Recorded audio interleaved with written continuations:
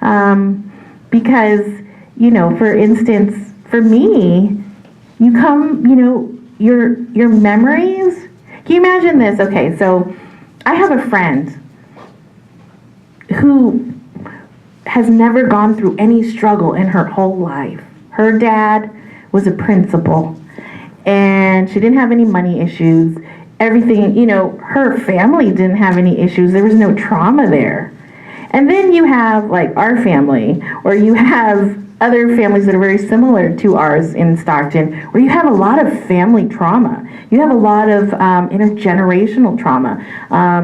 And a lot of struggle there. And your memories are playing in the liquor store downstairs, or going down the street to the noodle store, or to the noodle factory, and and when you revisit those areas again, and you look back and you think, wow, that was in a really bad part of town. That was a really poor area. And you begin to start comparing yourself and thinking about these people who grew up and who never had struggle, who never had that intergenerational trauma.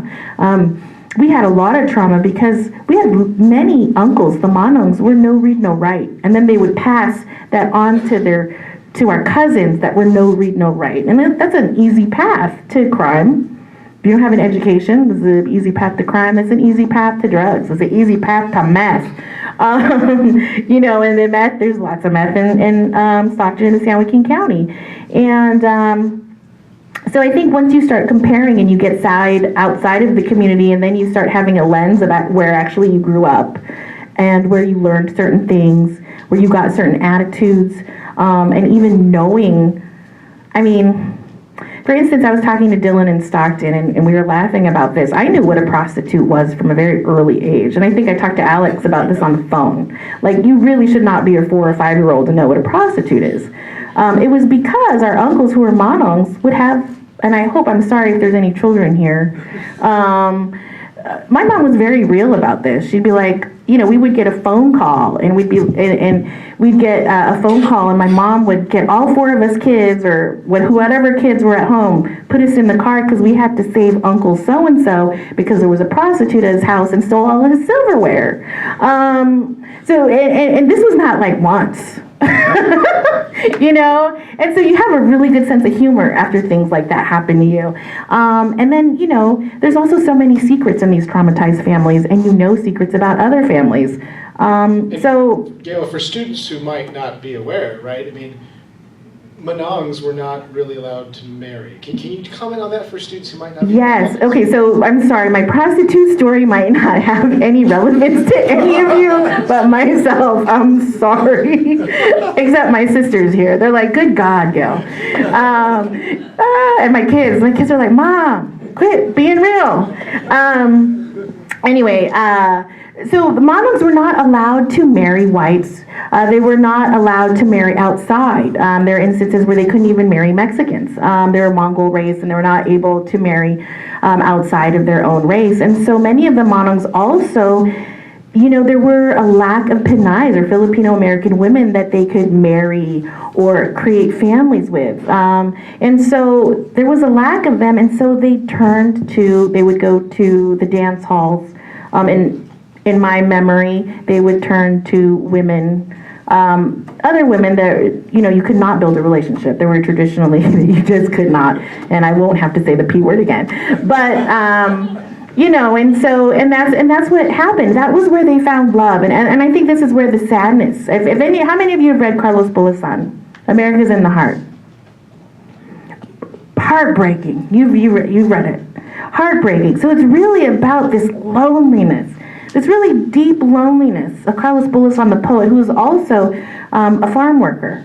I don't know if he was a successful farm worker. He's very much a poet, and Don always had stories about him.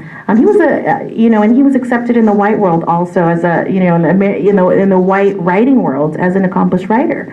And so there's a deep loneliness that I think that was very much a tie to many of the Manongs, where they could not share their love with families and with children. And so with later generations of us, of us kids, we came around, but they were all still uncles and they didn't have families. And I don't know if I have time, but at Little Manila actually has in control. If you ever go to Little Manila and you get a tour, they actually, one of their members, Tony Samara, who's actually a Eskrima, he was an Eskrima master. He was cleaning out the basement of the Dugohoy Lodge, which is a Filipino lodge in Stockton, and he found 27 trunks. There were trunks that were time capsules, but they were from Manongs who did not have families. And so when they died, they kept all of these trunks in the basement. And so when Tony went to go clean out the basement, the Dugohoy Lodge, they didn't know what to do with them, so he took them home.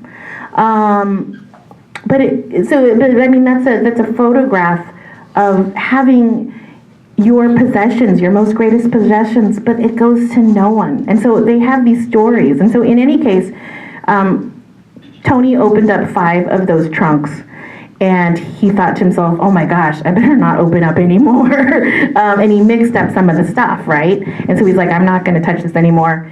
Little Manila takes over. They look at 2 of the trunks and they start unraveling these Manongs' lives based on those trunks. The Manongs who did not have anybody, and they did not want to throw these trunks away. And so they're trying to uncover these stories of the 2 Manongs now that we know that those are specifically their trunks, and they still have about 20 trunks left.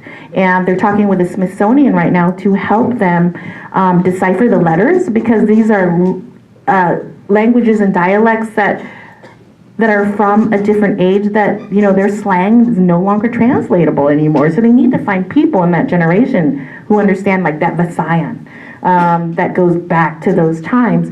And, you know, and that goes to show, you know, I guess that loneliness, the loneliness in the trunks, the loneliness in Carlos Bulason's writing, America is in the heart. The loneliness almost of Don Little Manila is in the heart. You know, Don's had hope, but I think generally the Manongs and Alex, anybody in the audience, if you know more information, you know, for me and my family's experience, there was such heartbreak. Growing up and knowing these things and knowing that the men in your family were looking for love and they did not find it. It always made me so sad. And I'll tell you guys, when Dawn wrote our book, I didn't want to read it about Little Manila. I'm so sorry, I'm totally like breaking apart here and on camera right there. Let's talk about Nordstrom Rack. Let's talk about makeup. This is like Dawn. I would stop crying. We'd probably totally talk about like mascara, eyeshadow right now. But anyway, I didn't want to read it because it was so painful. To see these Manongs and to know how they lived and the injustices they lived. And on top of that, many of the relationships were unhealthy. I just could not open that book and read it, because that was our history, and it is so painful. And I just give so much love to Dawn that she was able to boldly go there and translated it and give access and a story and the historical accuracy to this very heartbreaking story. At least for my students, you're reading chapter 1 this week. Jessica, did you want to say something to this point? Others want to ask a question or comment? Our esteemed councilwoman there. My name is Grace Vallejo, and I am on the Delano City Council. And actually, I worked with the United Farm Workers in the 60s, with your dad, with Larry, and with Andy Iwatan. I haven't heard his name, but he was one of what we called the three brothers, because it was Philip Veracruz, Andy Iwatan, and Larry Itliong. But I want to make a comment about the Filipino brothers and them not being able to marry, and the question about the shame. You know that some of that shame was brought on from their employers, because when they came down here and they worked here in the fields, they literally were kept in the camps. And when they worked in the camps, they couldn't be coming into town.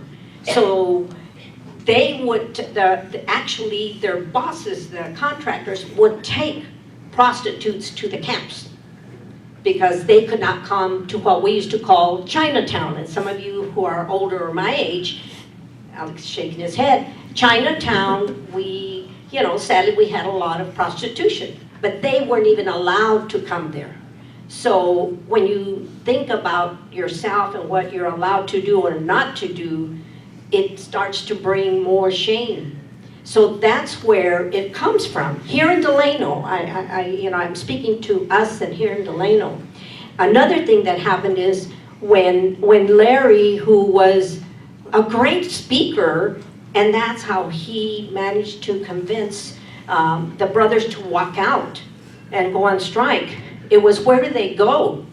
Because again, as you mentioned, they didn't have the wife, the family, a home where they could go home to and then work with everybody else. So out at the 40 acres, any of you have been out there, we have the Agbayani village, and it was built so that the brothers could live out there.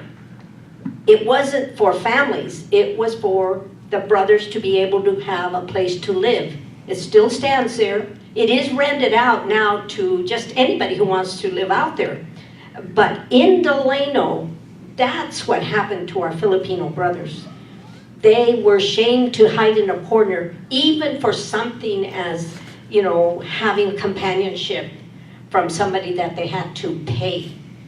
And that's what's sad, is they had to pay for the companionship, not so much because they wanted to, but they couldn't even come out here into our community for that. So I think that's part of our history here. I think it's something that, this is a children's book. Obviously, this kind of story can't be told. But I think that a lot of you young individuals need to know the dark side of what happened to our brothers when they came here to America. They were literally used, and there was no respect for them. And they were one of the kindest people. I can tell you, I worked in the fields with many of them. And they were the most respectful to women.